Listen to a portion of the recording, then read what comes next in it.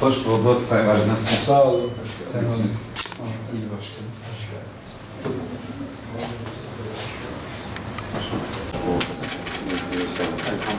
Allah razı olsun.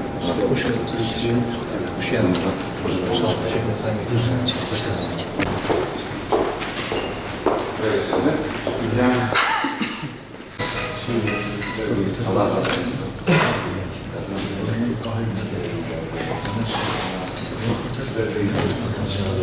İyi yönetimiz.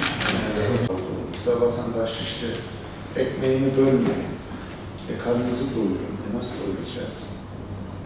Yani bunun doyurulması lazım.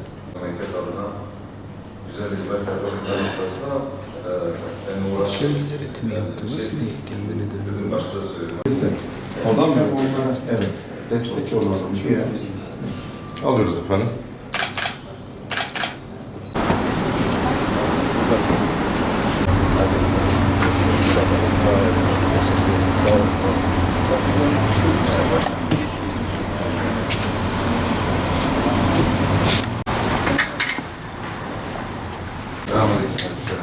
Selamünaleyküm.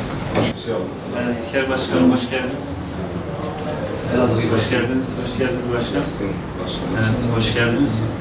Allah razı olsun. Sağ olun. Siz nasılsınız? Buyurun. Bugün Sıkıntı olmaz. Rahat olun. Hamdolsun, siz nasılsınız? Siz de hoş geldiniz. Karşı daha hassas ya. Benden gelip bir şey isterler diye köyü terk etti. Pansiyon gibi bir şey var. Yani şey yapıyor. Bu iş turizm olarak yapıyor. İnşallah Allah ben görüşmeler var.